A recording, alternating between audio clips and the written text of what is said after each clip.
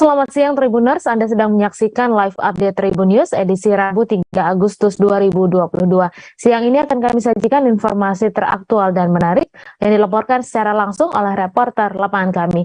Bersama saya, Misa Desiraid, inilah live update selengkapnya. Informasi pertama Tribuners, kedatangan jamaah haji kloter 23 asal Kabupaten Pamekasan, Madura dikawal ketat oleh Polres Pamekasan pada Selasa 2 Agustus. Dalam pengamanan tersebut juga melibatkan personel Kodim 0826 Pamekasan dan instansi terkait lainnya. Kepulangan sebanyak 414 jemaah haji itu dipusatkan di Masjid Agung As-Syuhada, Pamekasan sekitar pukul 5:45 waktu Indonesia Barat. Untuk informasi selengkapnya akan disampaikan langsung oleh wartawan Tribun Madura Kuswanto Ferdian yang kini sudah terhubung bersama kami. Silahkan rekan Kuswanto.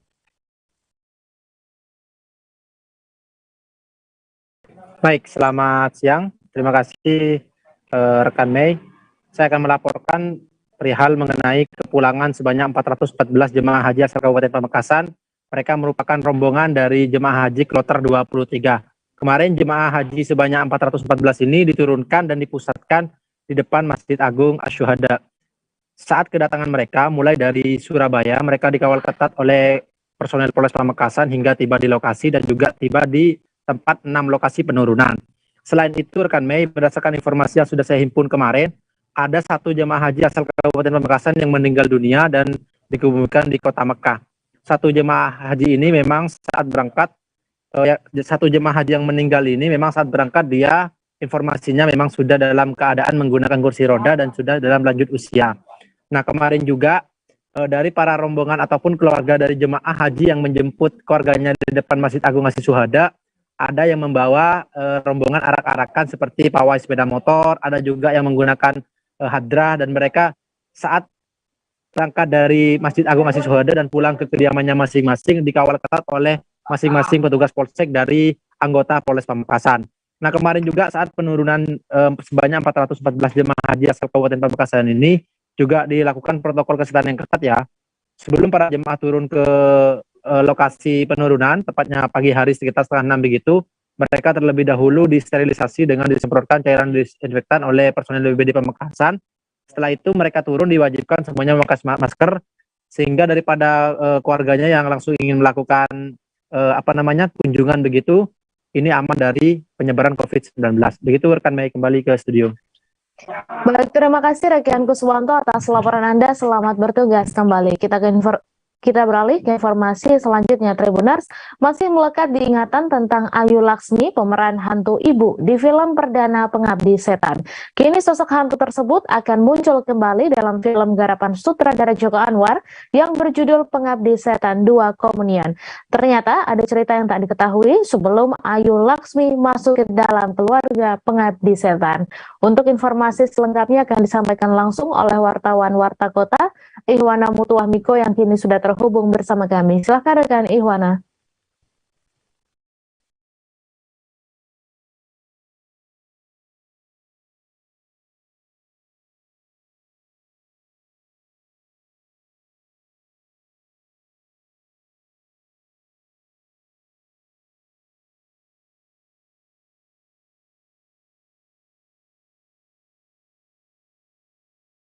Ya, rekan Mei, Pengabdi Setan 2 Komunian akan segera tayang pada tanggal 4 Agustus 2022 ini. Untuk pemeran ibu atau hantu ibu akan tetap ada pada Pengabdi Setan 2 ini, dan sudah diberitahukan sebelumnya oleh sang sutradara yaitu Joko Anwar. Untuk Ayu Laksmi sendiri sempat bercerita jika dirinya sangat berterima kasih kepada sutradara Joko Anwar karena bisa akhirnya ikut dalam menjadi satu keluarga di Pengabdi Setan. Namanya sangat dikenal ketika berperan menjadi hantu ibu ketika Pengabdi Setan pertama sebelumnya. Terima kasih, seperti itu rekan Mei. Baik, terima kasih rekan Ihwana atas laporan Anda, dan Tribuners, wartawan kami juga telah menghimpun wawancara dengan pemeran ibu serta sutradara Joko Anwar. Berikut tayangannya untuk Anda. Mawar di buka dong Bu.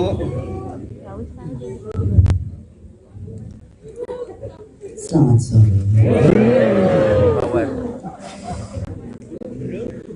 Bagi para media yang kelihatan dan tidak kelihatan.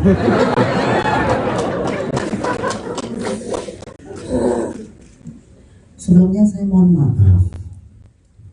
Beberapa bulan yang lalu, ketika Abang Joko Anwar dan Rapi Film mengumumkan akan hadir pengabdi setan 2 komunian, begitu banyak media yang menghubungi saya untuk segera ingin mencari tahu. Namun karena saya tidak punya kapasitas untuk menjelaskan apakah boleh atau tidak boleh, jadi saya menaruh sepenuhnya hormat kepada para produser, juga para sutradara, para pemegang keputusan untuk menjelaskan terlebih dahulu rencana-rencananya. Apakah suara saya bisa didengar? Bisa, Ibu. Terima kasih. Terima kasih, Ibu. Baiklah, saya rubah. Training film kami, Pengabdi Setan 2 Komunian. Film ini adalah hasil kerja kolaborasi bersama Rapi Films bersama dengan Kamensi Pictures, didukung oleh Sky Media, Brown Entertainment, dan Legacy Pictures. Dan hari ini kita akan tonton film ini setelah dikerjakan selama 2 tahun. Setelah ini akan ada press conference bersama teman-teman. Enjoy the ride, enjoy the movie. Satu hal yang kami minta akan sangat membantu sekali kami dari film, kru dan cast akan sangat berterima kasih sekali kalau misalnya nanti ketika menuliskan film ini di media rekan masing-masing tidak menuliskan cerita plot point yang penting supaya tidak mengurangi kenikmatan penonton untuk menontonnya. Dalam kata lain, tidak ada spoiler, karena kalau spoiler ibu akan datang malam-malam. Terima kasih. Film ini dimaksudkan untuk dinikmati dengan cara seriuh-riuhnya. Silakan menjerit, tepuk tangan, berteriak, dan enjoy the show. Pengabdi Setan 2. Momentum Tahun Baru Islam diisi oleh masyarakat Desa Sewulan, Kecamatan Dagangan, Kabupaten Madiun, dengan menggelar jamasan pusaka atau mencuci pusaka. Jamasan pusaka tersebut dilaksanakan di Pendopo Perdikan Sewulan, sebuah rumah limas yang dulunya merupakan pusat pemerintahan wilayah Sewulan. Para sesepuh dan warga sekitar berkumpul di rumah tersebut. Pejabat desa dan kecamatan setempat juga tampak hadir dan menyaksikan acara tahunan yang dilaksanakan setiap Tahun Baru Islam. Untuk informasi selengkapnya akan disampaikan langsung oleh wartawan Tribun Jatim, Sofyan Arif Chandra, yang kini sudah terhubung bersama kami. Silakan rekan Sofyan. Terima kasih, Mei. Selamat siang, Tribuners. Ya, benar sekali dapat dilaporkan di Desa Sewulan, Kecamatan Dagangan, Kabupaten Madiun, bersaja digelar jamasan pusaka atau mencuci pusaka yang merupakan milik dari Desa Sewulan, merupakan peninggalan dari Ki Ageng Basyariah yang merupakan pendiri Desa Sewulan.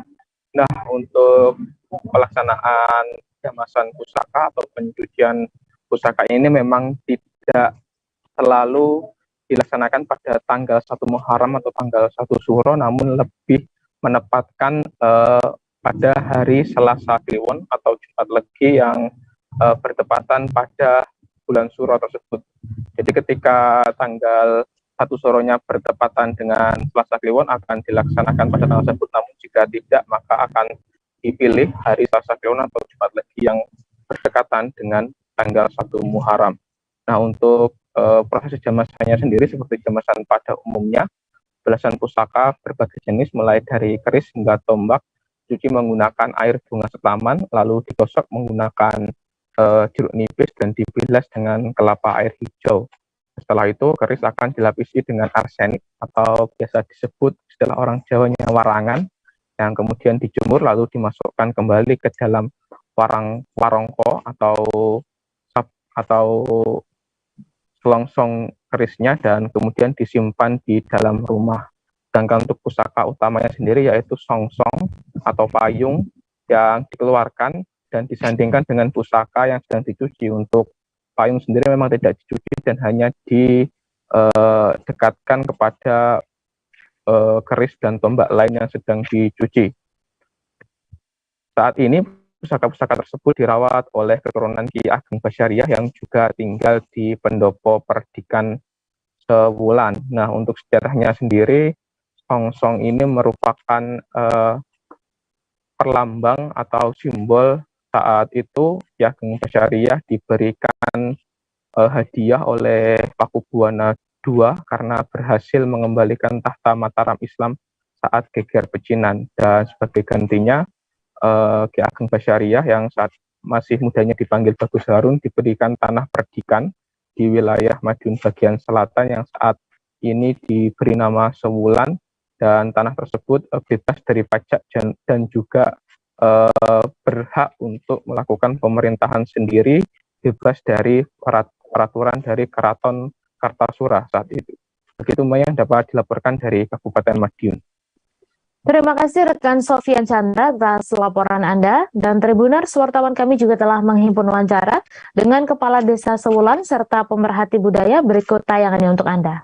Ini Mas, ini kan kegiatan rutinan tahunan, jadi ini merupakan tradisi yang sudah lama di Sewulan, kaitannya sama ini nanti lahirnya Sewulan gitu ya.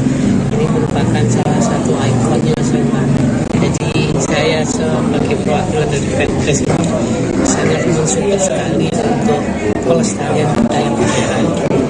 Nah, ini nanti merupakan potensi yang akan dikembangkan di desa kami, desa Sewulan. Bulan Juro, jadi pusakanya dari yang terdahulu Bapak Irul ini kita mandikan, kita sucikan setahun sekali setiap bulan.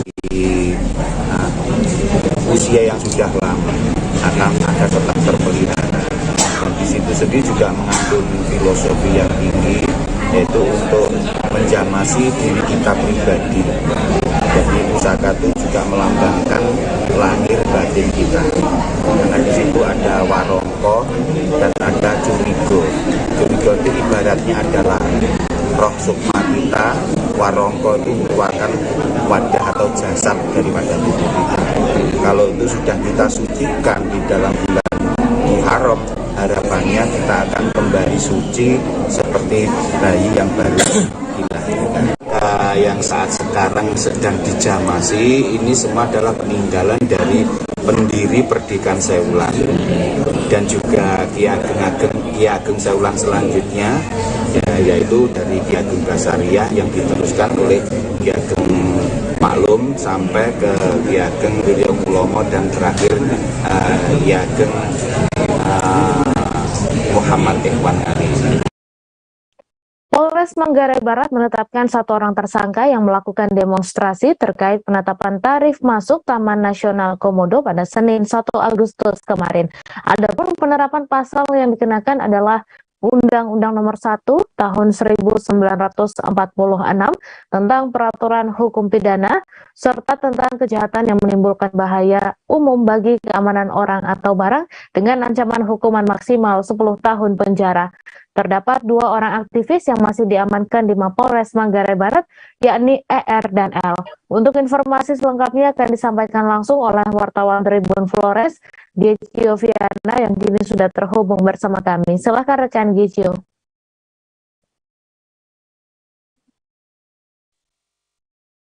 Selamat siang rekan Mei, selamat siang Tribuners dimanapun Anda berada.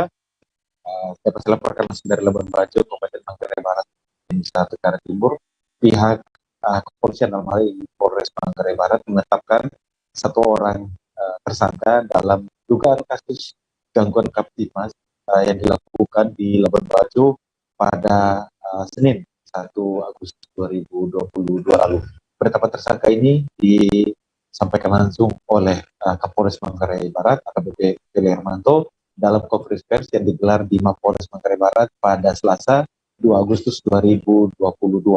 Dalam penjelasannya, Kapolres Manggarai Barat mengatakan bahwa pelaku yang ditetapkan sebagai tersangka diduga melakukan tindakan pidana dengan mengganggu ketertiban umum. Dan dalam kasus yang telah dinaikkan ke tahap penyidikan tersebut, terdapat sejumlah saksi-saksi yang telah diperiksa yang mencapai puluhan orang terkait dengan proses kenaikan harga tarif masuk ke kawasan Taman Nasional Komodo, khususnya Pulau Komodo, Pulau Padar, dan kawasan perairan di sekitarnya. Tersangka yang saat ini masih berada di Mapolres Manggarai Barat beserta dengan sejumlah saksi lainnya pada Senin 1 Agustus 2020 aksi demonstrasi dalam bentuk membersihkan sampah di beberapa titik di saat upaya pembersihan dilakukan di area Batam yang disebut sebagai area vital. Terjadi kericuhan di lokasi tersebut hingga mengakibatkan sejumlah aktivis turun diamankan hingga ditetapkan oleh pihak kepolisian sebagai tersangka satu orang dengan inisial RTT. Selanjutnya dapat saya kabarkan juga rekan media dan Tribuners dimanapun Anda berada, kondisi Labuan Bajo dalam aksi mogok massal yang dilakukan oleh para pelaku pariwisata yang menolak kebijakan oleh pemerintah Provinsi Tenggara Timur dan Balai Taman Nasional Komodo tersebut digelar selama 2 hari kemarin, sejak tanggal 1 dan tanggal 2. Dalam gelaran aksi tersebut terpantau di sejumlah titik vital maupun juga di area pariwisata berjalan normal seperti biasa. Salah satunya di Bandara Komodo Labuan Bajo terpantau situasi arus kedatangan penumpang yakni wisatawan maupun juga warga Labuan Bajo, Kabupaten Manggarai Barat berjalan normal. Memang dalam pantauan kemarin dilakukan pada Selasa 2 Agustus 2022 kemarin terdapat situasi di mana para wisatawan sulit mendapatkan akses layanan transportasi wisata karena aksi mogok tersebut. Namun pihak pemerintah Kabupaten Manggarai Barat bersama dengan pihak bandara menyediakan bus untuk membantu para wisatawan berkunjung atau pergi ke tempat tujuan mereka. Tidak hanya bus, pihak pemerintah juga menyediakan mobil dinas atau mobil plat merah untuk membantu para wisatawan. Tidak hanya itu, Tribuners, aktivitas terpantau hingga pada pagi hari ini terpantau normal dan terdapat sejumlah pelaku pariwisata yang kemarin melakukan mogok sudah kembali bekerja, seperti para supir travel yang kembali beraktivitas normal seperti biasa melayani para tamu. Demikian rekan saya. Terima kasih rekan Gecio atas laporan Anda, dan Tribuners, wartawan kami juga telah menghimpun wawancara dengan Kapolres Manggarai Barat. Berikut tayangannya untuk Anda. Maksudnya bagaimana? Kan salah satu yang paksa untuk masuk ke baik, kondisi hasil dari kegiatan aksi itu dinamis, keterangan informasi dinamis, sehingga berdasarkan hasil kajian dari tim yang sudah dibentuk oleh Polda, NDT, dan Polres Manggarai Barat, kami di sini menetapkan yang bersangkutan dengan penerapan pasal tertentu. Pak, yang 2 orang tadi, apakah kemungkinan, kan ada 3 tuh, yang 1 sudah ditetapkan sebagai tersangka, apakah 2 orang kemungkinan menjadi tersangka juga, Pak? Kita lihat selanjutnya dari hasil proses pemberkasan selanjutnya. Pak, bisa dijelaskan aksi atau apa yang dilakukan oleh salah satu yang dijadikan tersangka itu sehingga lebih dulu ditetapkan dari tersangka, Pak? Apa yang mendasari hal itu, Pak? Artinya sehingga dia berbeda dengan 2 lainnya. Ada peran, di situ ada peran dalam penetapan pasal yang dipersangkakan. Pak Kapolres, izin, saat ini kan kita ada Karo Oktu, Pak Karo. Apakah dengan situasi siaga ditempatkan di objek vital itu selama sebulan dan patroli selama sebulan tetap berjalan, Pak, enggak penjelasan? untuk terkait dengan pengamanan kita di sini untuk backup Polres itu personil kita yang kita turun di sini 340 dibantu dengan Panglima TNI Jenderal Andika Perkasa memimpin upacara pembukaan latihan gabungan bersama Super Garuda Shield di Pusat Latihan Tempur Martapura, Sumatera Selatan pada Rabu 3 Agustus. Turut mendampingi Andika, Komandan Jenderal Angkatan Darat Amerika Serikat untuk Pasifik Jenderal Charles Flynn. Dalam latihan tersebut tercatat 14 negara yang terlibat, baik sebagai peserta maupun pengamat. Untuk informasi selengkapnya akan disampaikan langsung oleh wartawan Tribun News, Gita Irawan, yang kini sudah terhubung bersama kami. Silakan rekan Gita.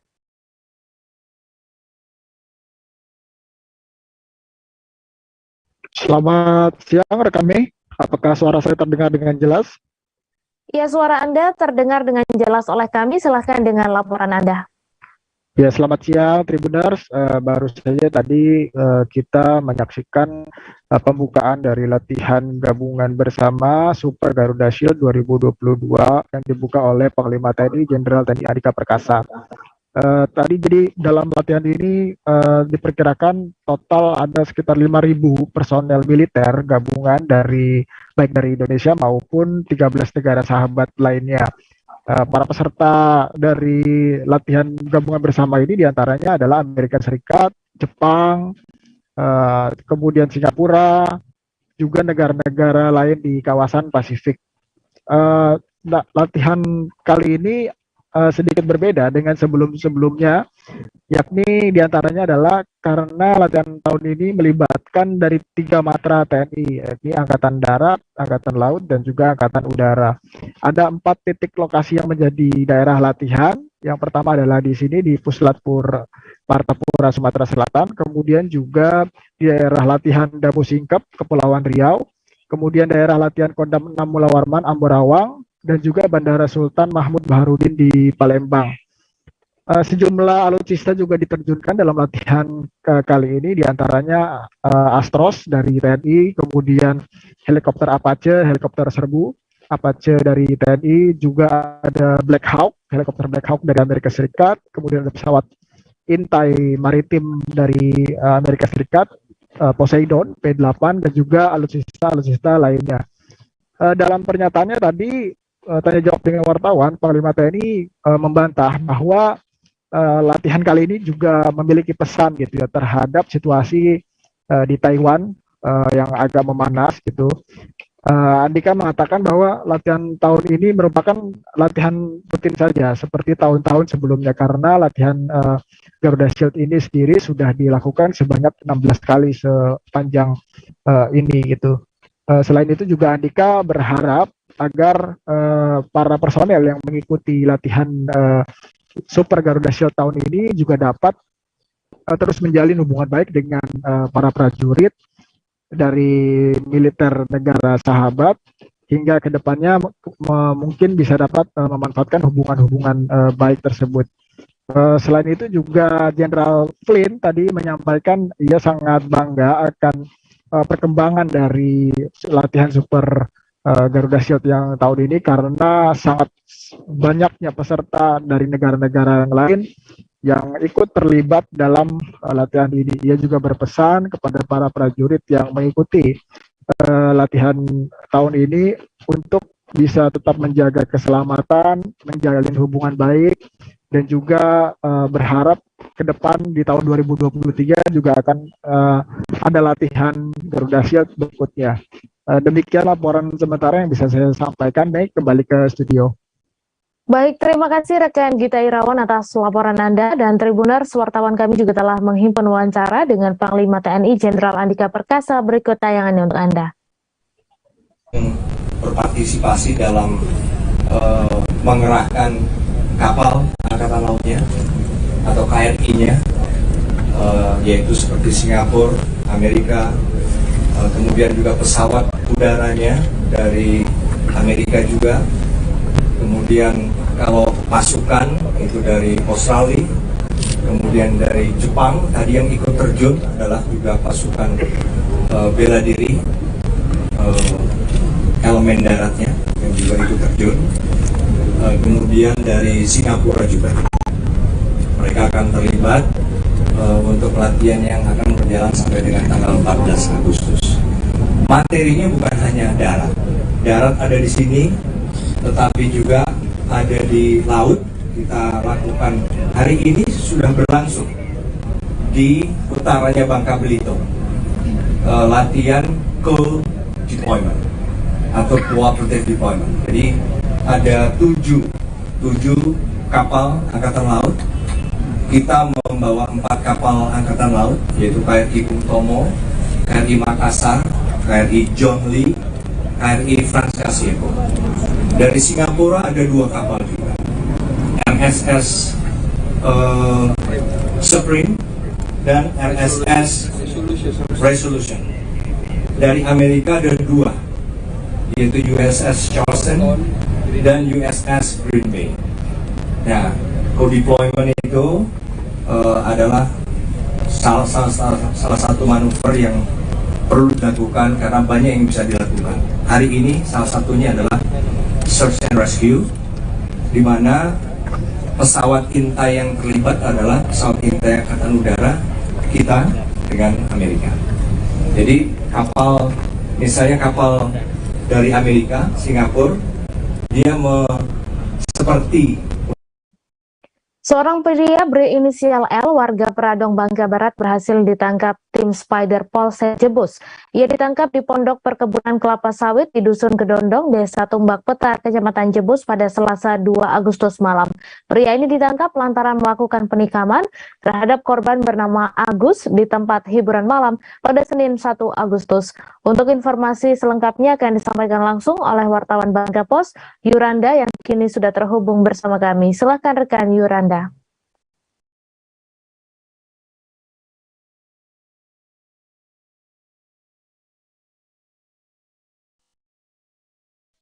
Ya, baik, Mas. Bisa saya sampaikan dari Kabupaten 4 jam Port Jebus yang dikomandoi oleh tim Speeder berhasil menangkap pria inisial EL, maksud kami, 34 tahun, warga Peradong, Semang Tritip, Kabupaten Bangka Barat sendiri. Di mana pria tersebut itu melakukan pembacokan atau penikaman terhadap Agus yang merupakan pegawai THM tempat hiburan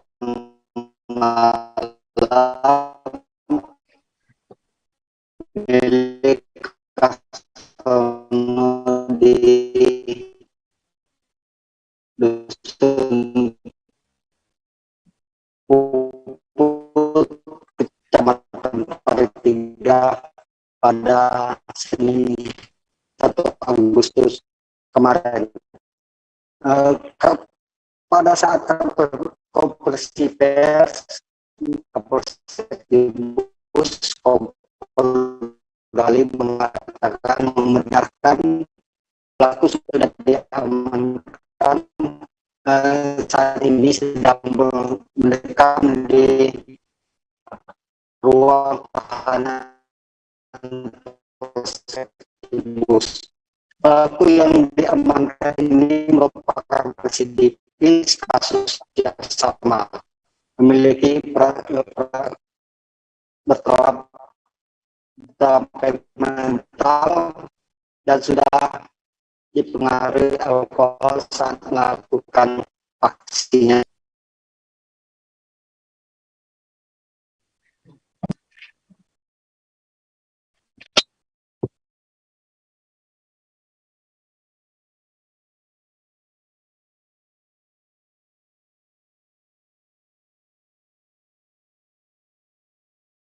Maaf Tribuners, koneksi wartawan kami terputus. Kita beralih ke informasi selanjutnya. Seorang oknum guru agama melakukan aksi bejat mencabuli muridnya di salah satu SD di Simpang Renggiang, Belitung Timur. Hal itu terungkap setelah banyaknya pesan berantai di grup WhatsApp yang menyebarkan kabar tersebut. Saat dikonfirmasi kebenarannya, Kepala Dinas Pendidikan Belitung Timur mengatakan tidak bisa memastikannya karena dugaan waktu kejadian itu sudah lama. Pihaknya pun saat ini dipastikan sudah melakukan langkah tegas, yakni memindahkan guru tersebut ke sekolah lain. Untuk informasi selengkapnya akan disampaikan langsung oleh wartawan Pos Belitung, Brian Bimantoro, yang kini sudah terhubung bersama kami. Silakan rekan Brian.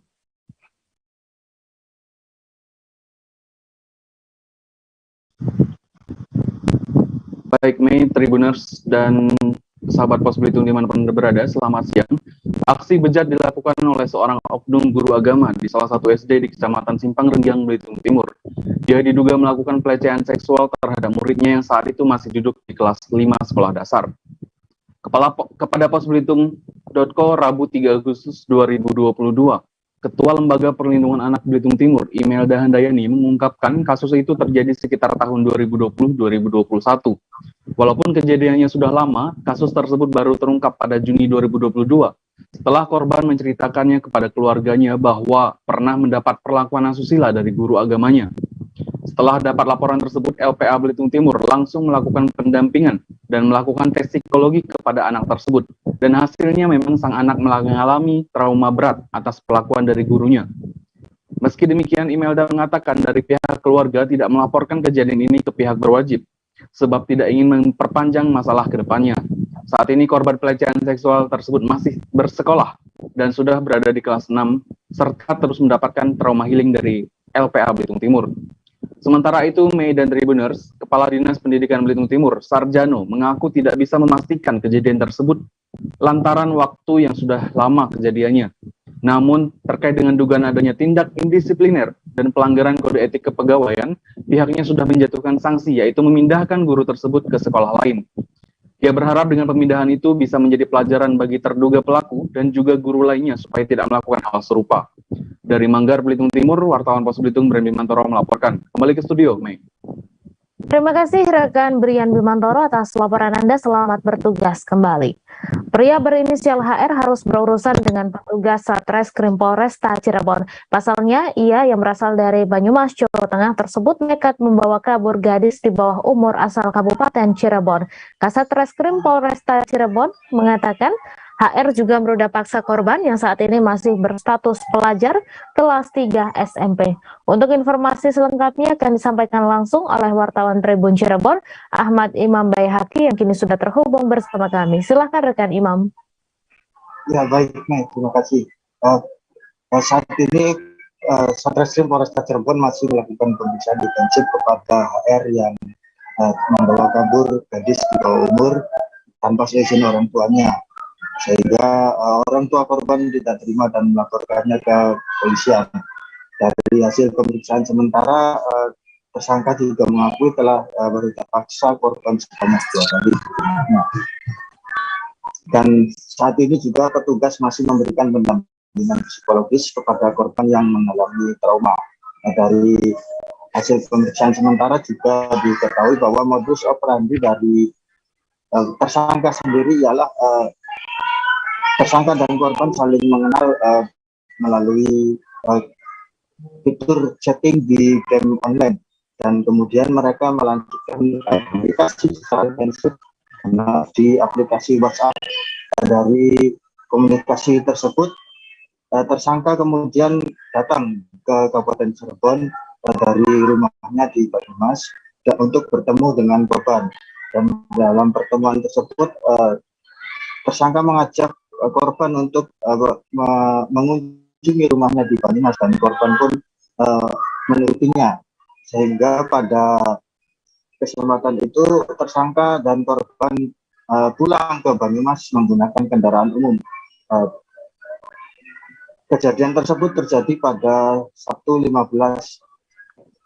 Juli 2022 dan korban dan tersangka bertemu di Kecamatan Arjawinangun, Kabupaten Cirebon kira-kira pada pukul 12.30 WIB, dan kemudian mereka pun berangkat ke Banyumas, dan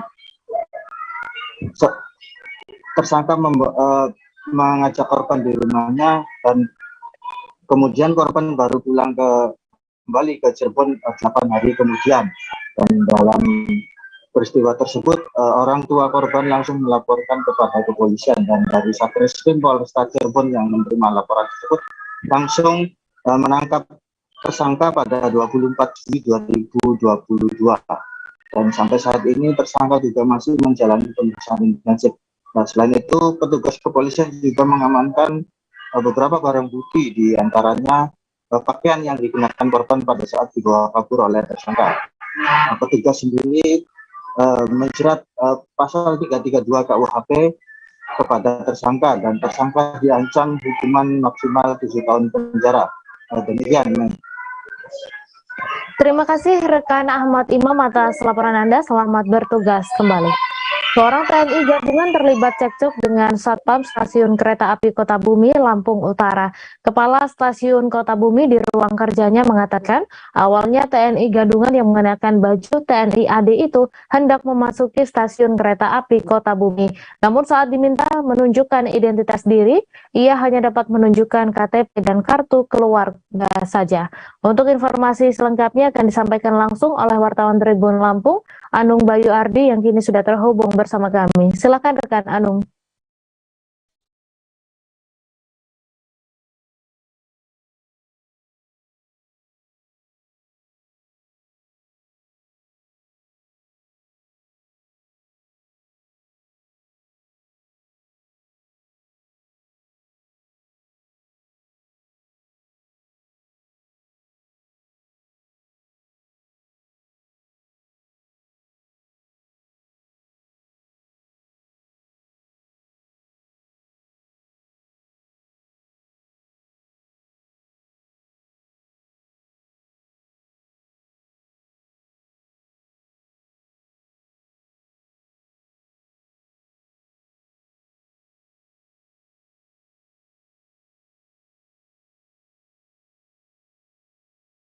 Maaf Tribuners, wartawan kami belum dapat tergabung karena kendala koneksi. Berikut kita beralih ke informasi selanjutnya.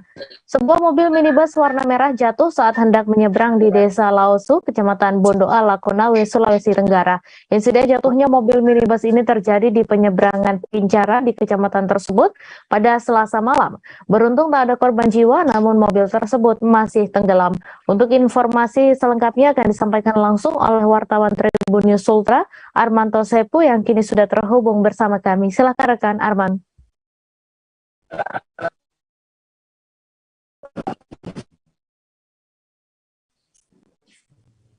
Baik, rekan Mei melaporkan dari Kabupaten Konawe bahwa pada hari Selasa kemarin sekitar pukul 21 waktu Indonesia Tengah, sebuah minibus berwarna merah jatuh pada saat hendak menyeberang menggunakan Pincara di Desa Laosu, Kecamatan Bondoala, Kabupaten Konawe, di mana dari hasil informasi yang kami dapatkan dari pihak kepolisian sektor Bondoala bahwa kronologi kejadiannya bermula saat mobil tersebut dikemudikan oleh wanita bernama atau berinisial EL, warga Kelurahan Torigi, Kecamatan Anggaberi, Kabupaten Konawe,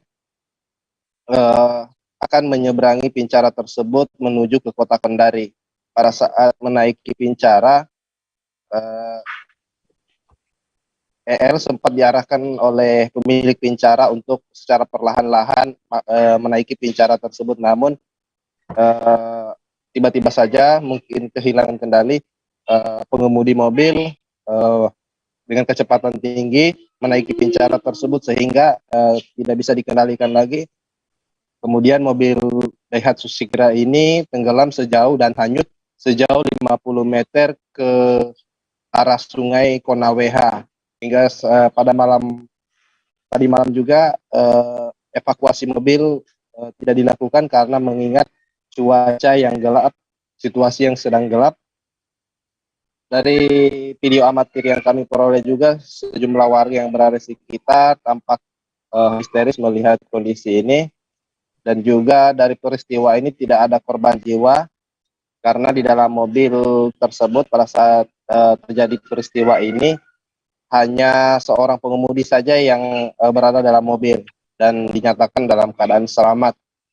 Dan hingga saat ini rencananya mobil tersebut akan dilakukan evakuasi oleh pihak kepolisian, dan dari hasil laporan pihak kepolisian menyatakan bahwa peristiwa ini murni dari kelalaian pengemudi mobil tersebut. Demikian kami laporkan rekan Mei dari Kabupaten Konawe, Provinsi Sulawesi Tenggara. Terima Terima kasih rekan Arman atas laporan Anda. Selamat bertugas kembali. Mayat pria dalam kondisi hangus terbakar ditemukan di kali dekat TPU Liliba, Kota Kupang pada Selasa 2 Agustus. Tempat kejadian perkara termasuk wilayah RT 45, Kelurahan Liliba, Kecamatan Oebobo. Dari foto dan video yang diperoleh, tampak tubuh korban masih utuh, namun sudah hangus terbakar. Untuk informasi selengkapnya akan disampaikan langsung oleh wartawan Pos Kupang, Ray Rebon, yang kini sudah terhubung bersama kami. Silahkan rekan Ray.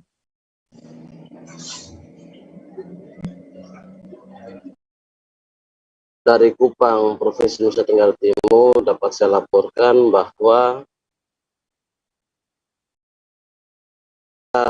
hari Selasa tanggal 2 Agustus 2022, sesosok jenazah tanpa identitas ditemukan hangus terbakar oleh warga. Korban ditemukan di antara bebatuan di dalam sebuah kali kecil di RT 45 RW 17 Kelurahan Liliba, Kota Kupang. Berada di lokasi penemuan jenazah berada sekitar 70 meter dari tempat pemakaman umum Liliba, Kota Kupang.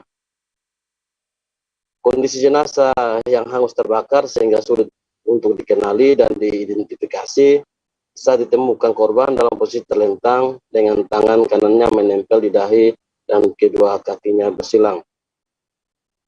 Dari mulut korban pun nampak keluar darah segar, namun sekujur tubuhnya hangus dan sudah terbakar.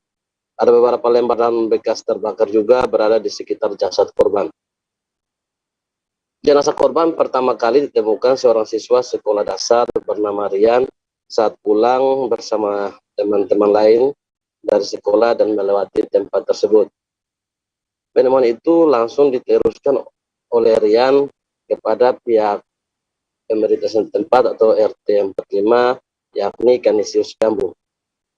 Kanisius Gambu yang menerima laporan temuan mayat dari Rian langsung melanjutkan laporan tersebut ke pihak keamanan atau Polresta Kupang Kota. Menerima laporan tersebut, aparat kepolisian dari Polresta Kupang Kota langsung mendatangi TKP dan memasang garis polisi dan melakukan olah TKP. Dari hasil olah TKP, petugas identifikasi Polres Kupang Kota menemukan satu unit telepon seluler yang juga ikut terbakar dan diduga milik korban. Polisi juga sempat menyisir di sekitar TKP untuk mencari tahu identitas ataupun jejak korban. Penemuan jenazah tanpa identitas hangus terbakar tersebut diduga berjenis kelamin laki-laki. Peristiwa tersebut sontak membuat geger warga setempat. Warga pun berdatangan ke TKP untuk menyaksikan polisi melakukan olah TKP, namun warga dilarang mendekat ke jasad korban oleh pihak kepolisian. Polres Kupang Kota, Kombes Pol Risyang Krishna Budiaswanto mengatakan diduga korban berjenis kelamin laki-laki dan sudah tidak bisa dikenal lagi karena kondisi jasad korban hangus terbakar. Lanjut disampaikan Krishna, pihaknya pun masih mencari identitas korban karena oleh warga sekitar tidak ada anggota keluarga yang hilang. Pun mengatakan bahwa polisi juga belum bisa memastikan usia korban.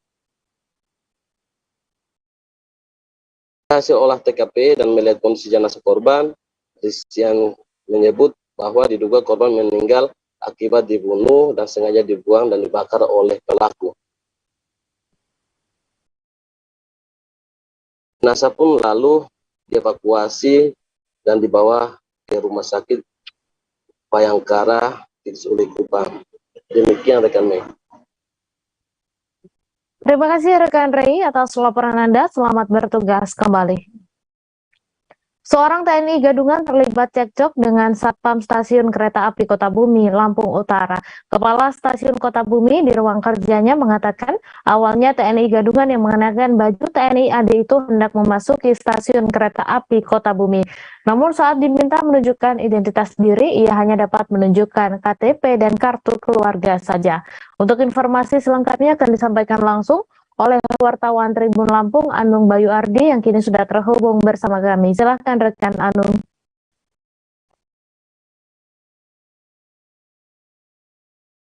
bisa dijelaskan bahwa pada hari Senin kemarin ada seorang pemuda datangi stasiun kereta api Kota Bumi dengan berseragamkan mirip TNI. Di saat itu ia ditanyakan oleh petugas satpam setempat untuk identitasnya. Namun ia marah-marah sehingga ia diamankan oleh satpam. Ia tidak mau ataupun tidak menerima akan kelakuan tersebut. Akibatnya ia dibawa keluar hingga akhirnya ia pingsan. Ketika pingsan tersebut, semua anggota satpam dan petugas kereta api serta pegawai membawanya ke rumah sakit. Di rumah sakit, wartawan mendapatkan keterangan dari pemeriksa bahwa ia merupakan seorang warga biasa, bukan anggota TNI. Hal ini diketahui dari Serka Haryazi selaku Babinsa Kecamatan Tanjung Raja. Identitas pria tersebut diketahui bernama Suryanto yang berjenis kelamin laki-laki dan bekerja sebagai buruh tani di tempat tinggalnya. Ia memang sudah lama menderita kejiwaan, sebut Serka Haryazi. Demikian rekan Mei. Terima kasih rekan Anung atas laporan Anda. Selamat bertugas kembali. Puluhan tenaga honorer di Banten menggeruduk kantor Badan Kepegawaian Daerah Provinsi Banten pada Selasa 2 Agustus. Kedatangan mereka masih berkaitan dengan persoalan mengenai rencana penghapusan tenaga honorer di Indonesia. Ketua Umum FPNPB Taufik Hidayat menyampaikan bahwa kedatangannya ke kantor BKD Banten untuk meminta kejelasan status. Untuk informasi selengkapnya akan disampaikan langsung oleh wartawan Tribun Banten Ahmad Tajudin yang kini sudah terhubung bersama kami. Silakan rekan Tajudin.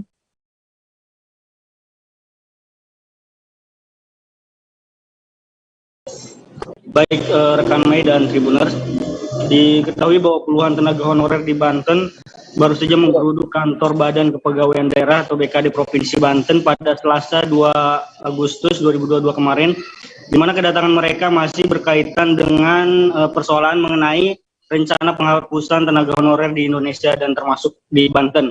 Di mana Ketua Umum Forum Pegawai Non-PNS Banten Taufik Hidayat menyampaikan bahwa kedatangan mereka di kantor BKD Provinsi Banten yaitu dalam rangka mempertanyakan mengenai perkembangan nasib dari para tenaga honorer di Banten yang akan dilakukan oleh Kemenpan RB, di mana untuk kedatangan para tenaga honorer tersebut sebelumnya mereka akan menggelar aksi, mereka menjalin perjanjian dengan Pemprov Banten, namun sekitar 2 bulan belum ada kejelasan mengenai nasib mereka.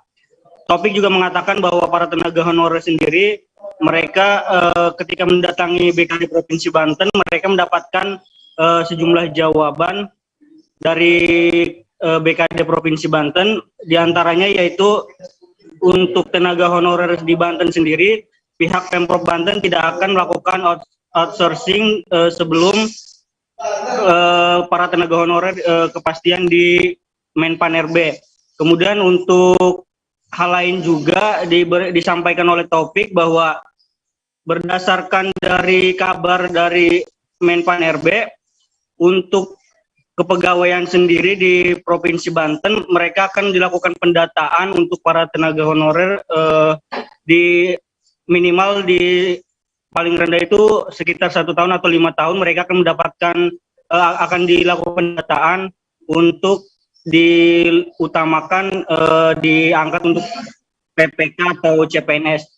Kemudian juga selain itu Taufik menyampaikan bahwa kedatangan mereka juga mempertanyakan sejauh mana terkait perkembangan tentang peningkatan kesejahteraan honorer, di mana untuk para tenaga honorer di Banten mereka meminta kenaikan upah atau gaji, yang mana saat ini menurut Taufik bahwa gaji mereka itu masih di bawah UMR atau UMK, bahkan di bawah UMP Provinsi Banten.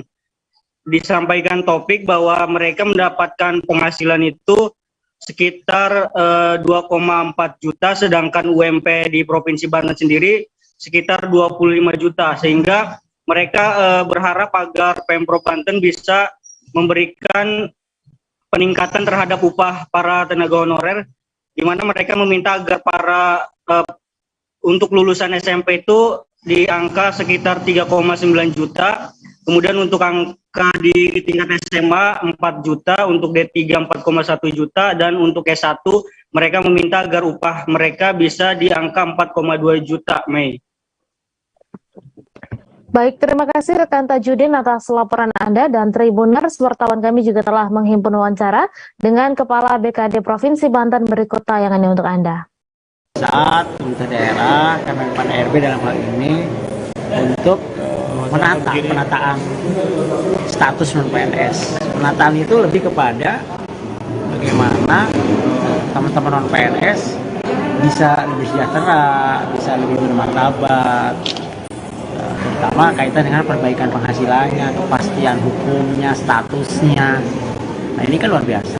Kriteria yang dibangun sangat jelas. Bagi non-PNS yang bekerja minimal 1 tahun diakui dan diberikan kesempatan untuk ikut tes P3K.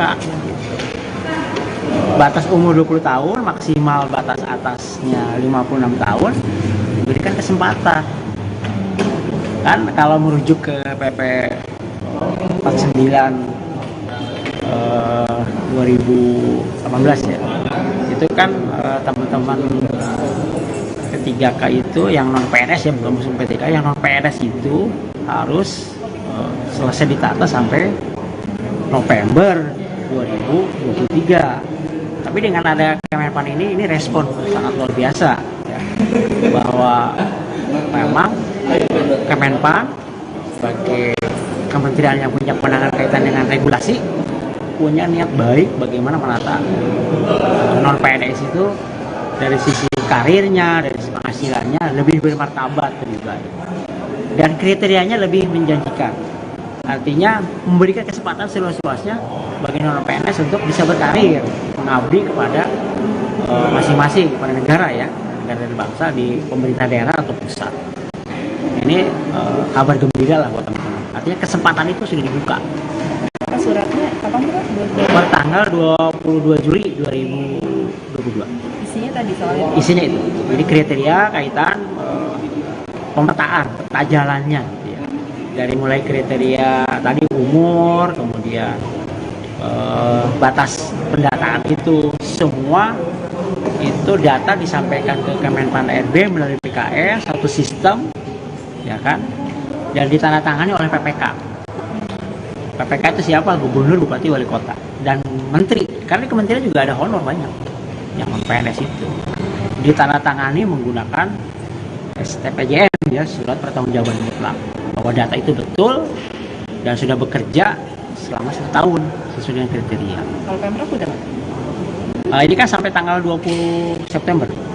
Oh. 20 Sekolah Dasar Impres Malengkeri 1 dan 2 di Kecamatan Tamalate, Makassar disegel warga. Papan segel berdiri tepat di bagian tengah pekarangan hingga menutupi 3 bangunan ruang.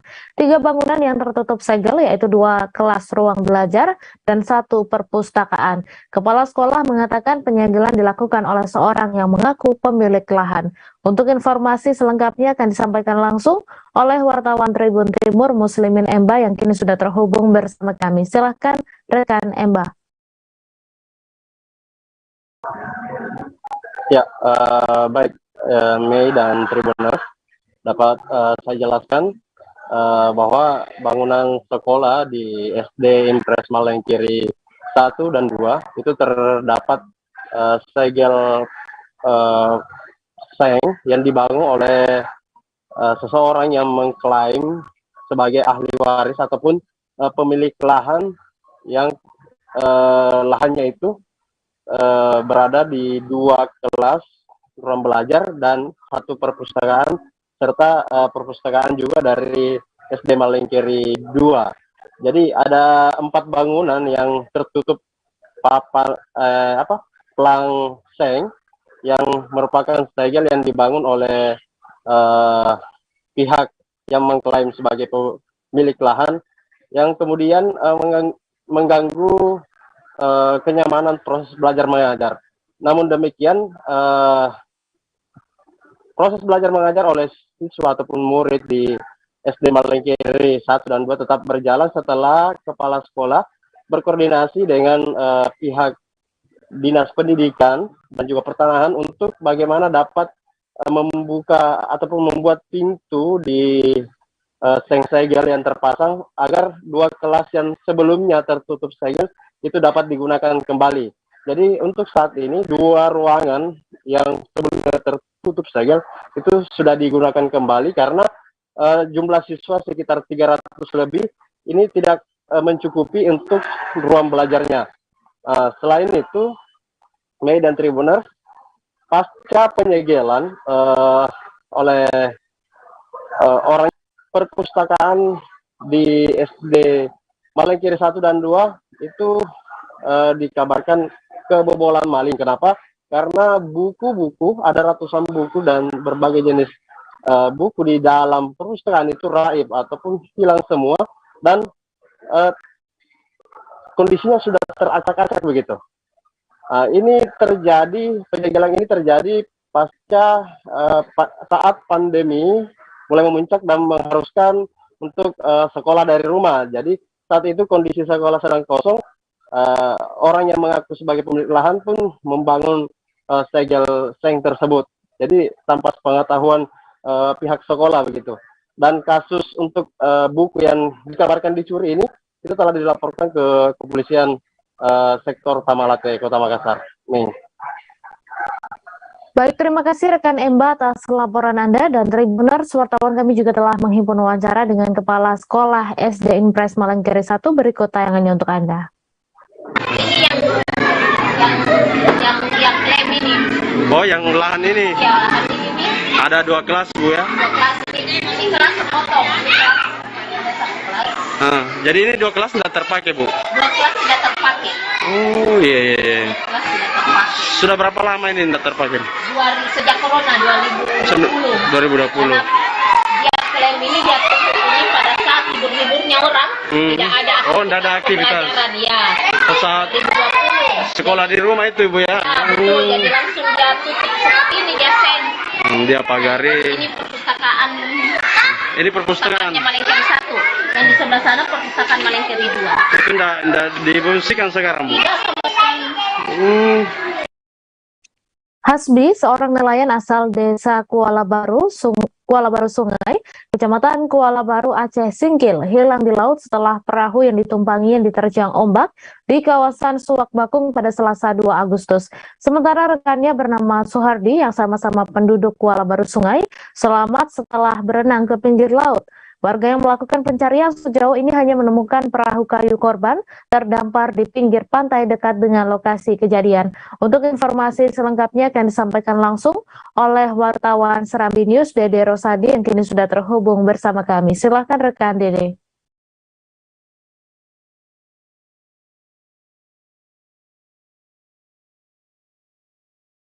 Mei, Hasbi, penduduk desa Kuala Baru Sungai, Kecamatan Kuala Baru, Kabupaten Aceh Singkil, Provinsi Aceh, hilang setelah perahu yang ditumpanginya bersama rekannya Suhardi diterjang ombak di kawasan Suwak Bakung, Kabupaten Aceh Selatan. Kejadiannya itu pada tengah hari kemarin, 2 Agustus 2022.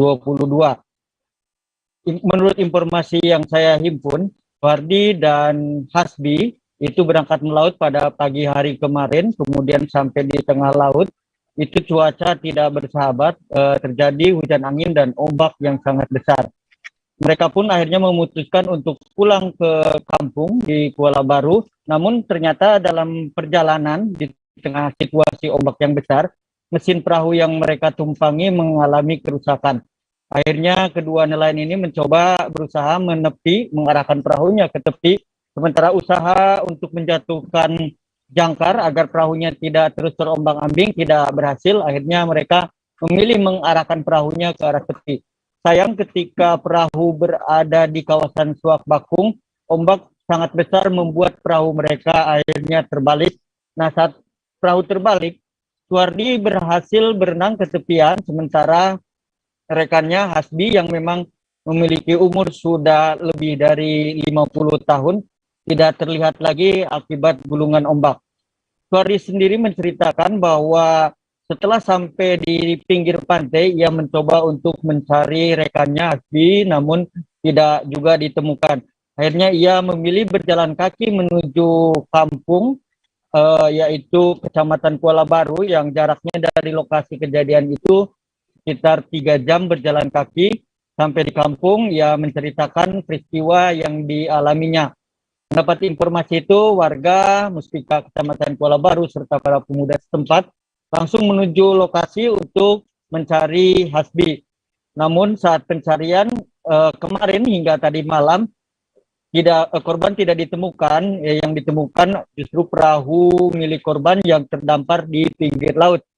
Sementara hari ini juga informasi yang kami terima, proses pencarian juga kembali dilakukan dengan melibatkan tim yang lebih banyak lagi, termasuk bantuan dari Kabupaten Aceh Singkil. Namun sampai saya melaporkan saat ini, Hasbi, nelayan yang hilang, itu belum juga ditemukan.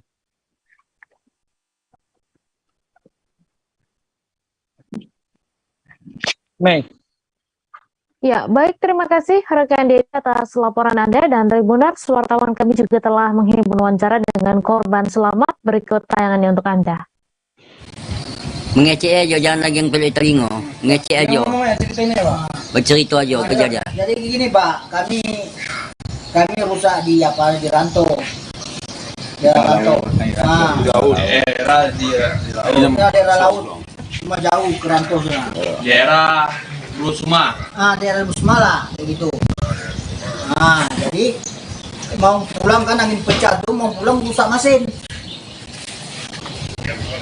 Ya jam 12, ya jam 12. Pagi. Kira-kira jam 7 lah. Kepikiran sekolah ya. 7. Ya. Berdua. Robin. Berapa? Ukuran 8 meter tuh. Ya. Ada.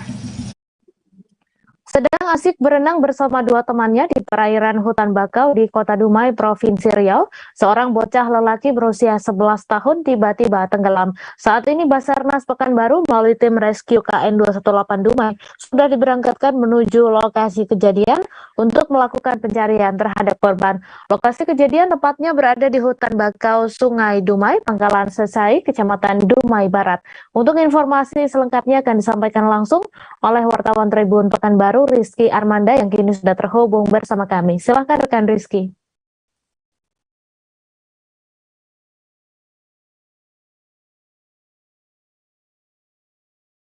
Terima kasih, Mei. Dapat saya laporkan bahwa proses pencarian terhadap korban bernama Wahyu pada hari ini memasuki hari pencarian kedua, di mana tidak hanya tim dari Basarnas saja, melainkan juga tim SAR gabungan lainnya seperti dari Polair, dari BPBD, dari Tagana, dan dibantu juga oleh masyarakat masih melakukan proses pencarian pada hari ini.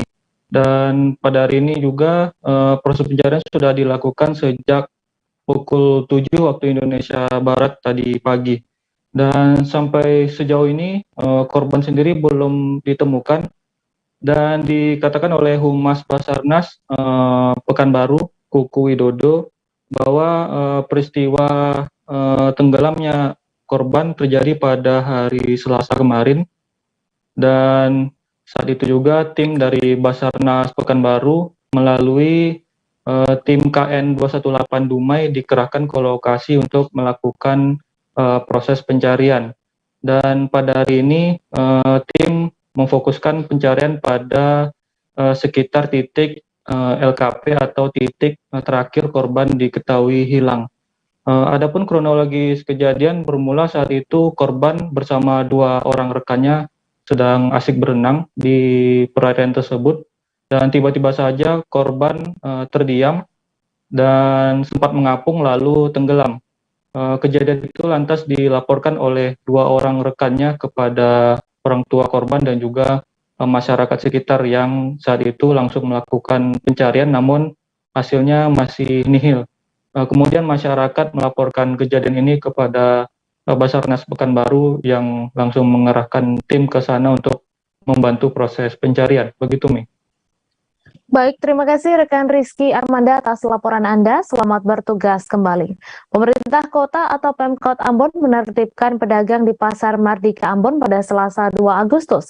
Para petugas yang tergabung dari Dinas Perhubungan, Satpol PP, TNI Polri, dan lainnya mulai tiba di Pasar Mardika Ambon pukul 10 waktu Indonesia Timur. Asisten Perekonomian dan Kesejahteraan Rakyat Pemkot Ambon, Fahmi Salatalohi, pun ikut turun tangan. Ia meminta agar para pedagang yang berjualan hingga memakan badan jalan untuk segera mengangkat barang dagangan mereka. Untuk informasi selengkapnya akan disampaikan langsung oleh wartawan Tribun Ambon, Mesya Marasabesi, yang kini sudah terhubung bersama kami. Silakan rekan Mesya.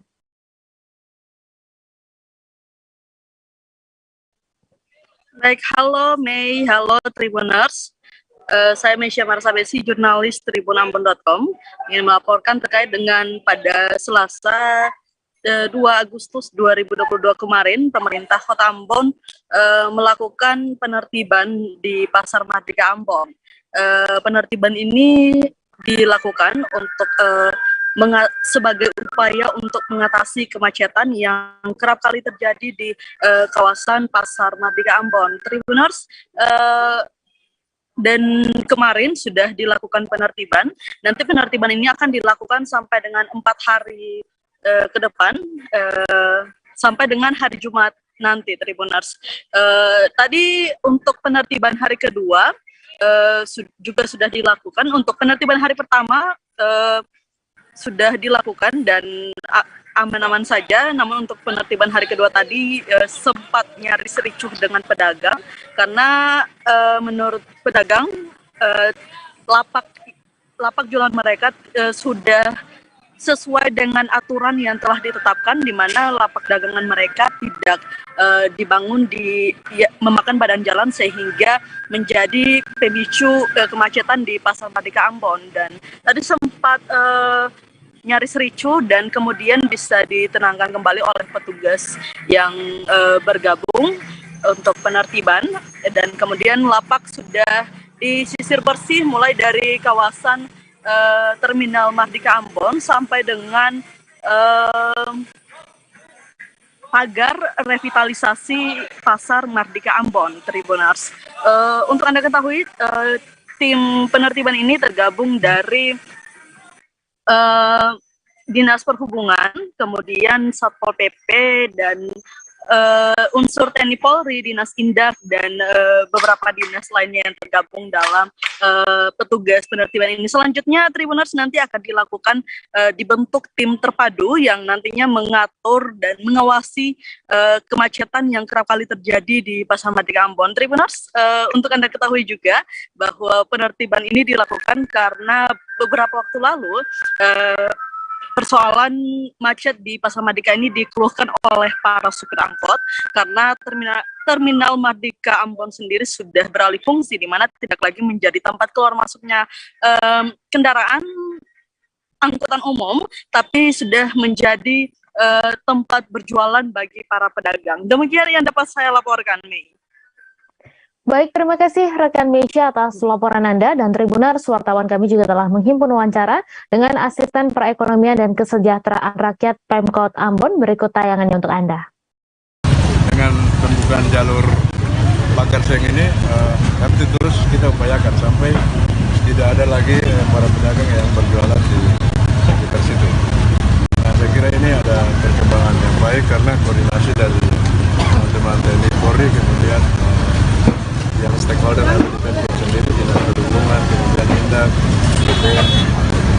Jadi saya kira masyarakat juga sudah mulai sadar ketika kami melakukan penertiban, mereka juga sendiri sudah mulai membongkar lapak-lapak mereka. Pak, ini ada pedagang yang belum mengetahui bahwa ada surat pemberitahuan untuk pembongkaran, bagaimana Pak? Kalau tidak mengetahui itu saya kira tidak mungkin, karena pemberitahuan ini kan sudah 3 kali. Mulai pemberitahuan pertama, kedua, dan ketiga kami sudah lakukan, dan saya kira lewat Dinas Indak, administrasinya itu kan semuanya sudah disiapkan. Pak, ini upaya untuk mengatasi kemacetan di Pasar Mardika ya Pak? Iya. Tadi ada yang keluar di jalan kan ini ya, mobil keluar itu kan sangat macet sekali. kendaraan roda 2 juga begitu. Jadi mulai hari ini sampai 4 hari ke depan kita akan tertibkan sampai benar-benar tidak ada kemacetan. Ada target 8 kios yang harus dibongkar. Tetap kalau ada kios-kios atau lapak-lapak yang mengganggu normalisasi jalur, saya kira itu tetap ditertibkan. Tapi fokus hari ini mulai dari mana? Apakah hari ini mulai terminal A1, A2. Atau saya tahu. Setiap hari di pasar. Penertiban tapi dong itu kan dong bisa undur tabalakan tapi kasihan kata orang. Intinya lo pindah, Tom? Iya, Bapak Jalil ya biasanya subalakan jamanya dong saya kasih ke jam berapa Bapak Jalil ya kasihan. Saya mahal biasa mengorang 1 juta Bapak Jalil. Masalahnya begini, mungkin pada jamaah. Kedatangan Kapolda Papua Barat Irjen Pol Daniel Tahimonang Silitong disambut dengan upacara adat Malamoy, suku asli yang mendiami wilayah Sorong Raya. Kapolda tiba di Mapolres Sorong Kota sekira pukul 11.30 waktu Indonesia Timur. Kapolda langsung disambut oleh Kapolres Sorong Kota AKBP Johannes Kindangan. Selanjutnya Kapolda diarahkan untuk mengikuti upacara adat Moy di depan pintu masuk Mapolres. Untuk informasi selengkapnya akan disampaikan langsung oleh wartawan Tribun Papua Barat, Petrus Bolilamak, yang kini sudah terhubung bersama kami. Silakan rekan Petrus. Baik rekan Mei dan juga Tribuners dimanapun Anda berada, dapat saya laporkan dari Kota Sorong, Provinsi Papua Barat, bahwa Kapolda Papua Barat Irjen Pol Daniel Tahimonang Silitonga melakukan kunjungan perdananya setelah menjadi Kapolda di Papua Barat, yaitu melakukan kunjungan ke Polres Sorong Kota pada Selasa 2 Agustus 2022.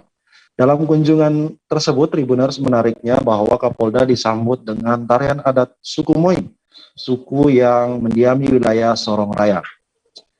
Di dalam kunjungan tersebut, tua-tua adat dari suku Moy memberikan sebuah tikar atau dalam bahasa Malamoynya koba-koba kepada Kapolda, dan kemudian Kapolda menginjakan kaki pertama kali di pintu masuk Mapolres Sorong Kota.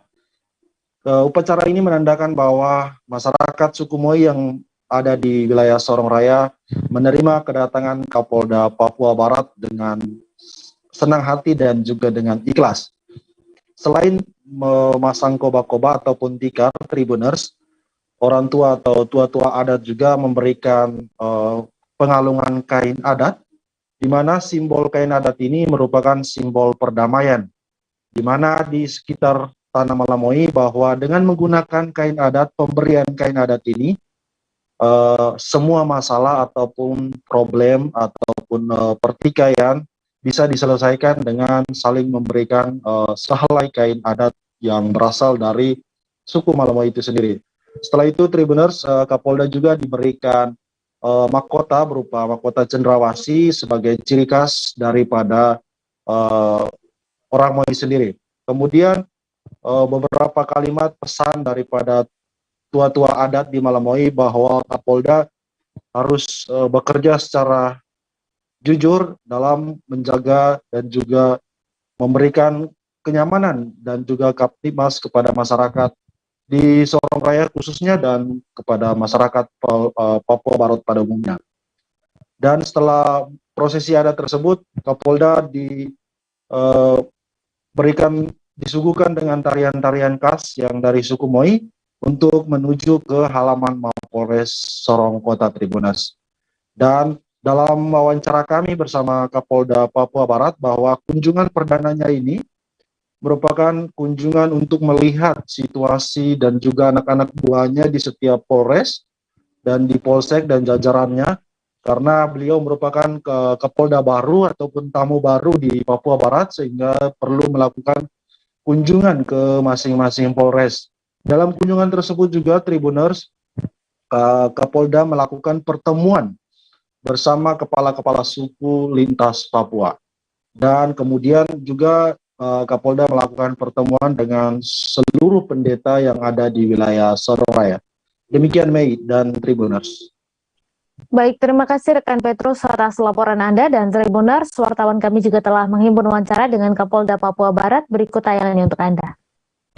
Terkait kunjungan hari ini, saya sebagai pejabat baru, saya harus melihat kondisi dan keadaan anak buah saya di lapangan, serta bagaimana mereka kerja, kemudian menerima masukan-masukan dari tokoh masyarakat, tokoh adat, dan pejabat-pejabat sebagai partner dan mitra dari Polres.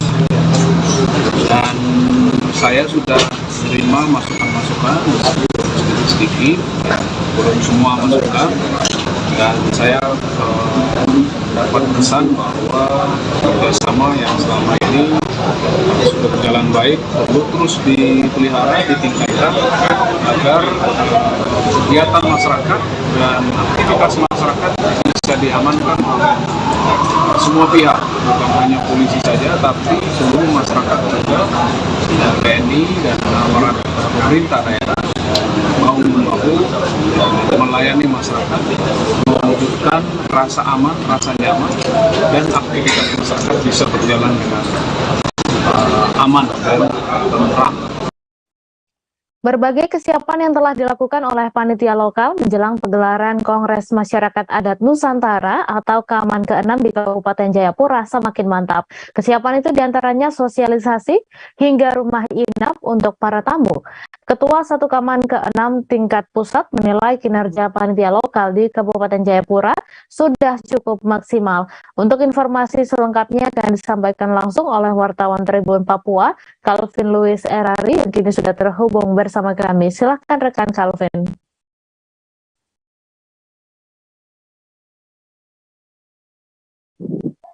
Baik nih, terkait dengan kinerja kesiapan pegelaran Kongres Masyarakat Adat pada bulan Oktober nanti di Kabupaten Jayapura, kinerja panitia lokal khususnya di wilayah Kabupaten Jayapura ini dinilai sudah cukup maksimal, di mana penilaian itu dilihat dari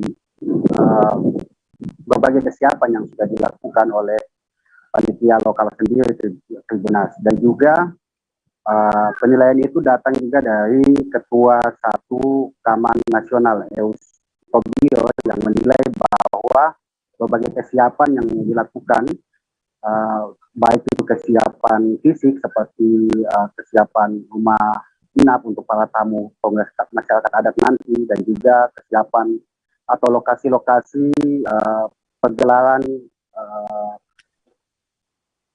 lokasi-lokasi pegelaran sarasehan, dan juga dialog-dialog umum lainnya yang sudah disiapkan oleh para panitia lokal di Kabupaten Jayapura. Khususnya ini sudah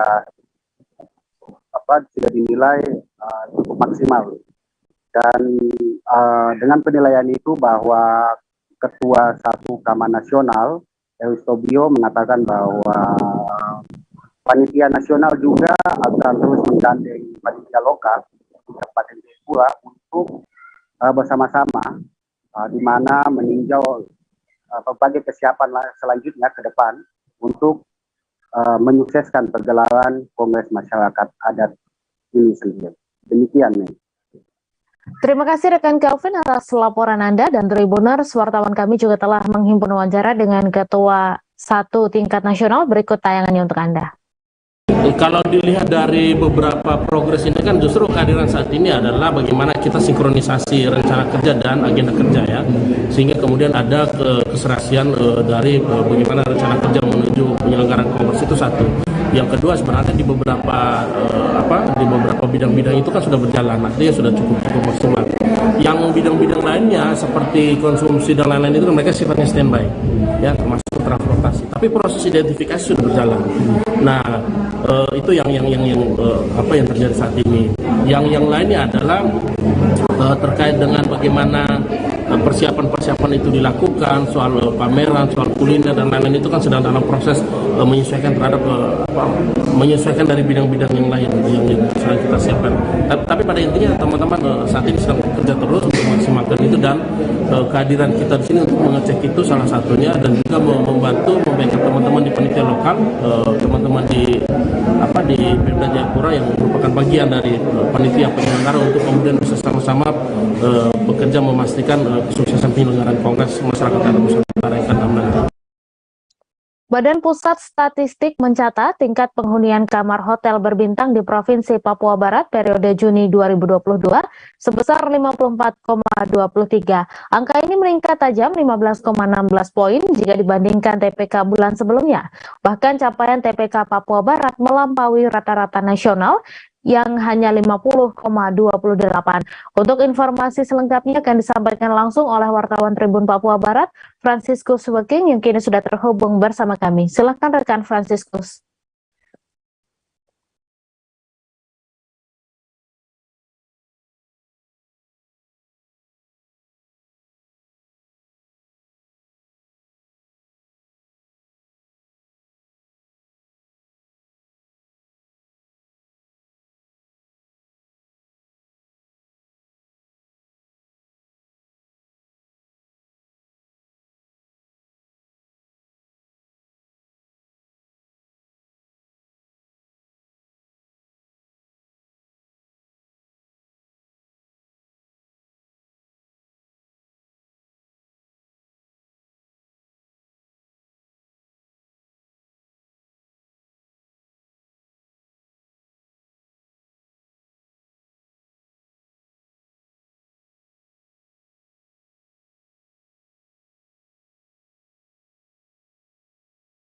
Mohon maaf Tribuners, wartawan kami belum dapat tergabung karena kendala koneksi. Kami akan kembali selesai jeda sejenak. Tetap di live update. Oke, apa kabar Bang Aris di sini untuk strateginya? Kalau saya sendiri di Jumit 37 ini yang semalam baru mulai, saya udah sebenarnya aku nggak ngerasain penangkapan atau penggerebekan atau apapun itu. Karena gini loh, posisinya aku kriteria. Jadi kita mengenal disebut dengan stroke yang tidak berdarah dengan stroke yang berdarah. Stroke yang tidak berdarah itu biasanya ditandai dengan adanya penyumbatan. Kalau itu penyumbatan di sini mungkin pikirnya tidak ke situ kali ya. Tapi kalau di Korea atau di Kamboja itu ada beberapa paper yang saya itu Mas, ya dulunya tukang koran. Oh gitu ya, tukang koran. Ya saya baca ya Pak. Kan pernah baca kan? Ya. Jadi kalau saya jadi tangga itu udah bersyukur banget. Si anak ini dijadikan sebagai tersangka begitu. Ya kalau ini kita bicara yang di luar kasus Sibolombo ya. Dengan nama hujan shower, di mana terdapat batas jelas antara daerah hujan dan tidak hujan yang biasanya terjadi pada fase awal mature stage atau tahap berbahaya itu Kang. Jadi mulai artinya terjadinya perlembekan. Nah itu untuk penetrasi akan sulit gitu ya. Dok saya ini menurut saya memang tidak mudah, bukan urusan tanah diambil. Kalau misalnya Amerika Serikat sekarang, Rasulullah mengatakan dalam sebuah hadis bahwa berpuasa di 6 hari Syawal itu. Oke, apa kabar Bang Aris di sini untuk strateginya? Kalau saya sendiri di Jumit 37 ini yang semalam baru mulai, saya udah sebenarnya aku nggak ngerasain penangkapan atau penggerebekan atau apapun itu. Karena gini loh, posisinya aku kriteria. Jadi kita mengenal disebut dengan stroke yang tidak berdarah dengan stroke yang berdarah. Stroke yang tidak berdarah itu biasanya ditandai dengan adanya penyumbatan. Kalau itu penyumbatan di sini mungkin pikirnya tidak ke situ kali ya. Tapi kalau di Korea atau di Kamboja itu ada beberapa paper yang saya itu Mas, ya dulunya tukang koran. Oh gitu ya, tukang koran. Ya saya baca ya Pak. Kan pernah baca kan? Ya. Jadi kalau saya jadi tangga itu udah bersyukur banget. Si anak ini dijadikan sebagai tersangka begitu. Ya kalau ini kita bicara yang di luar kasus Sibolombo ya. Dengan nama hujan shower, di mana terdapat batas jelas antara daerah hujan dan tidak hujan yang biasanya terjadi pada fase awal mature stage atau tahap berbahaya itu Kang. Jadi mulai artinya terjadinya perlembekan. Nah itu untuk penetrasi akan sulit gitu ya. Dok saya ini menurut saya memang tidak mudah, bukan urusan tanah diambil. Kalau misalnya Amerika Serikat sekarang, Rasulullah mengatakan dalam sebuah hadis bahwa berpuasa di 6 hari Syawal itu. Oke, apa kabar Bang Aris di sini untuk strateginya? Kalau saya sendiri di Jumip 37 ini yang semalam baru mulai, saya udah sebenarnya aku nggak ngerasain penangkapan atau penggerbegan atau apapun itu, karena gini loh, posisinya aku kriteria. Jadi kita mengenal disebut dengan stroke yang tidak berdarah dengan stroke yang berdarah. Stroke yang tidak berdarah itu biasanya ditandai dengan adanya penyumbatan. Kalau itu terjadi di sini mungkin pikirnya tidak ke situ kali ya, tapi kalau di Korea atau di Kamboja itu ada beberapa paper yang saya itu mas ya dulunya tukang koran. Oh gitu ya, tukang koran ya, saya baca itu Pak. Tuh kan pernah baca kan ya. Jadi kalau saya jadi tangkap itu udah bersyukur banget si anak ini dijadikan sebagai tersangka begitu Ya, kalau ini kita bicara yang di luar kasus Sibolombo ya. dengan nama hujan shower, di mana terdapat batas jelas antara daerah hujan dan tidak hujan yang biasanya terjadi pada fase awal mature stage atau tahap berbahaya dewasa. tuh Kang. Jadi mulai artinya terjadinya perlembekan. Nah itu untuk penetrasi akan sulit gitu ya. Dok, saya ini menurut saya memang tidak mudah, bukan urusan tanah diambil. Kalau misalnya Amerika Serikat sekarang, Rasulullah mengatakan dalam sebuah hadis bahwa berpuasa di 6 hari Syawal itu. Oke, apa kabar Bang Arif di sini untuk strateginya? Kalau saya sendiri di Jumip 37 ini yang semalam baru mulai, saya udah sebenarnya aku nggak ngerasain penangkapan atau penggerbegan atau apapun itu, karena gini loh, posisinya aku kriteria. Jadi kita mengenal disebut dengan stroke yang tidak berdarah dengan stroke yang berdarah. Stroke yang tidak berdarah itu biasanya ditandai dengan adanya penyumbatan. Kalau itu terjadi di sini mungkin pikirnya tidak ke situ kali ya, tapi kalau di Korea atau di Kamboja itu ada beberapa paper yang saya itu mas ya dulunya tukang koran. Oh gitu ya, tukang koran ya, saya baca itu Pak. Tuh kan pernah baca kan ya. Jadi kalau saya jadi tangkap itu udah bersyukur banget si anak ini dijadikan sebagai tersangka begitu. Ya, kalau ini kita bicara yang di luar kasus Sibolombo ya. Dengan nama hujan shower, di mana terdapat batas jelas antara daerah hujan dan tidak hujan yang biasanya terjadi pada fase awal mature stage atau tahap Berbahaya dewasa. tuh Kang. Jadi mulai artinya terjadinya perlembekan. Nah itu untuk penetrasi akan sulit gitu ya. Dok, saya ini menurut saya memang tidak mudah, bukan urusan tanah diambil. Kalau misalnya Amerika Serikat sekarang, Rasulullah mengatakan dalam sebuah hadis bahwa berpuasa di 6 hari Syawal itu. Oke, apa kabar Bang Arif di sini untuk strateginya? Kalau saya sendiri di Jumip 37 ini yang semalam baru mulai, saya udah sebenarnya aku nggak ngerasain penangkapan atau penggerbegan atau apapun itu, karena gini loh, posisinya aku kriteria. Jadi kita mengenal disebut dengan stroke yang tidak berdarah dengan stroke yang berdarah. Stroke yang tidak berdarah itu biasanya ditandai dengan adanya penyumbatan. Kalau itu terjadi di sini mungkin pikirnya tidak ke situ kali ya, tapi kalau di Korea atau di Kamboja itu ada beberapa paper yang saya itu mas ya dulunya tukang koran. Oh gitu ya, tukang koran ya, saya baca itu Pak. Tuh kan pernah baca kan ya. Jadi kalau saya jadi tangkap itu udah bersyukur banget si anak ini dijadikan sebagai tersangka begitu.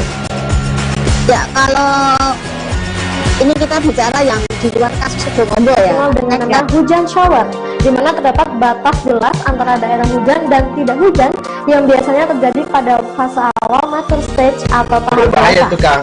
Jadi mulai artinya terjadinya perlembekan. Nah itu untuk penetrasi akan sulit gitu ya. Dok, saya ini menurut saya memang tidak mudah, bukan urusan tanah diambil. Kalau misalnya Amerika Serikat sekarang, Rasulullah mengatakan dalam sebuah hadis bahwa berpuasa di 6 hari Syawal itu. Oke, apa kabar Bang Arif di sini untuk strateginya? Kalau Terima kasih Anda masih menyaksikan live update. Gerakan Mahasiswa Nasional Indonesia Cabang Sika menduga ada praktek pungli dalam tubuh Pelni Maumere, Kabupaten Sika. Dugaan tersebut disampaikan dalam aksi unjuk rasa persis di halaman Pelni Maumere pada Selasa 2 Agustus. GMNI juga menduga terdapat oknum yang sengaja mencari keuntungan melalui penjualan tiket kapal. Untuk informasi selengkapnya akan disampaikan langsung oleh wartawan Tribun Flores, Arnold Welianto, yang kini sudah terhubung bersama kami. Silahkan rekan Arnold.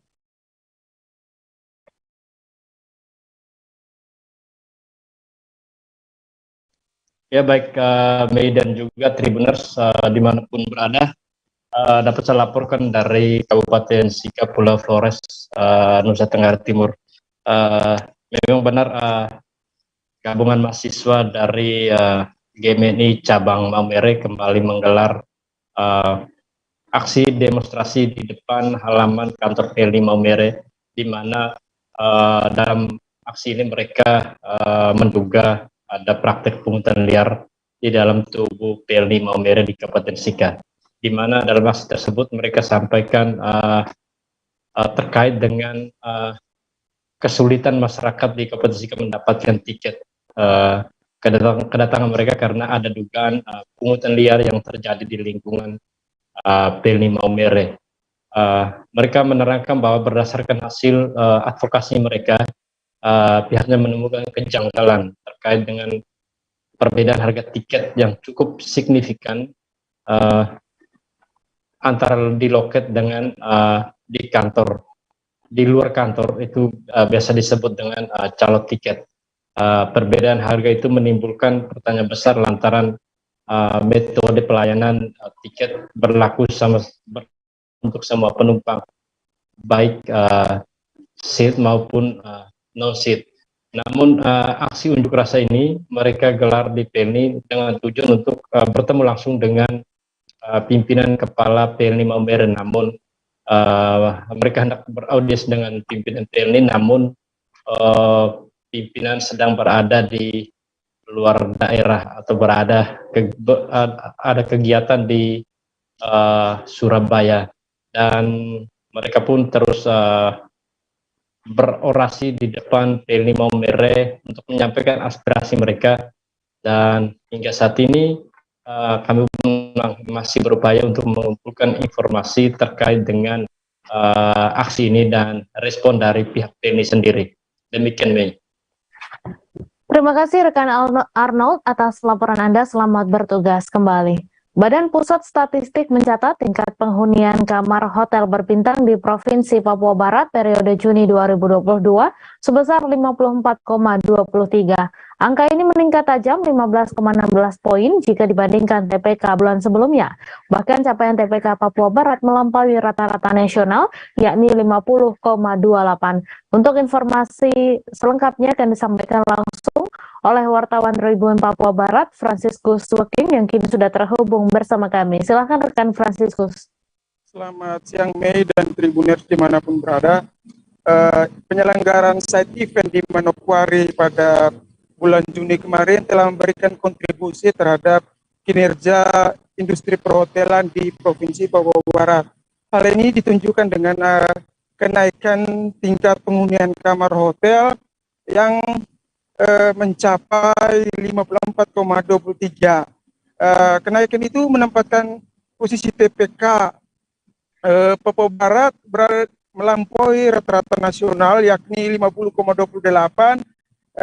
Artinya posisi TPK Papua Barat di urutan pertama, kemudian disusul Sulawesi Selatan. Kendati demikian, jumlah wisatawan yang menghuni di kamar-kamar hotel yang ada di Papua Barat ini didominasi oleh wisatawan lokal atau domestik dibanding wisatawan asing yang mengalami penurunan.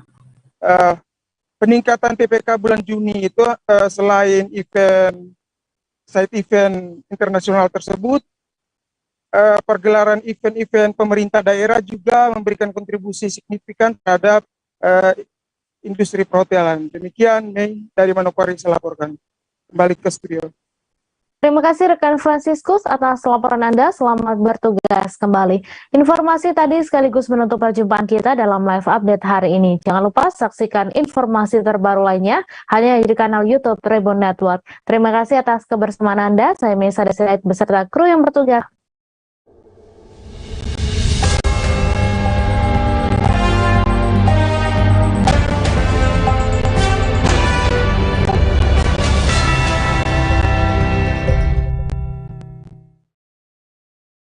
Jangan lupa like, subscribe, dan share ya!